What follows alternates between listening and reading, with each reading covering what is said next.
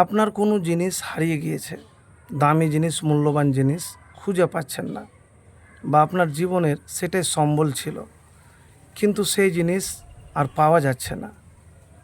আপনি খুব দুশ্চিন্তাতে আছেন, মানসিক টেনশানে আছেন। তো আমি এমন একটি দোয়ার কথা বলবো, এই দোয়া আপনি পড়ে দেখতে পারেন।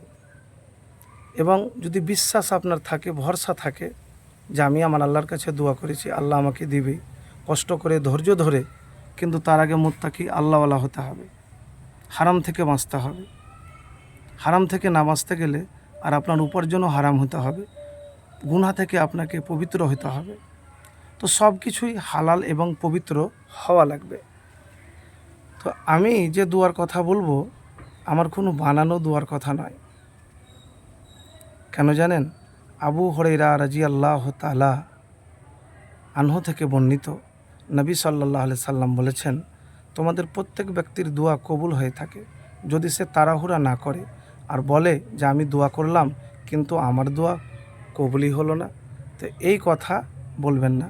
এই হাদিসটি বুখারী শরীফের 6340 নম্বর হাদিস। তো দোয়া করতে গেলে কখনো তাড়াহুড়া করবেন না, আর বলবেন না যে আমি তো দোয়া করলাম কিন্তু কবুল হলো না। তারপরে আমি যে দোয়াটির কথা বলবো তার আগে একবার দুরূদ শরীফ পড়ে নেবেন। কোন দুরূদ? দুরূদ ইব্রাহিম। ইয়া হাদিয়া দলাল ওয়ারাদ্দা জল্লাহ উরদুদ আলাইয়া দল্লাতি বে ইজ্জাতিক ওয়া সুলতানিকা ফাইন্নাহা মিন আতাইকা ওয়া ফাদলিক। অর্থ হলো, আল্লাহর নামে শুরু। হে হারানো জিনিসের সন্ধানদাতা, হারানো বস্তু প্রবর্তনকারী, আপনার সম্মান ও ক্ষমতার ওসিলা দিয়ে প্রার্থনা করছি, আপনি আমাকে আমার হারানো জিনিসটি ফিরিয়ে দেন।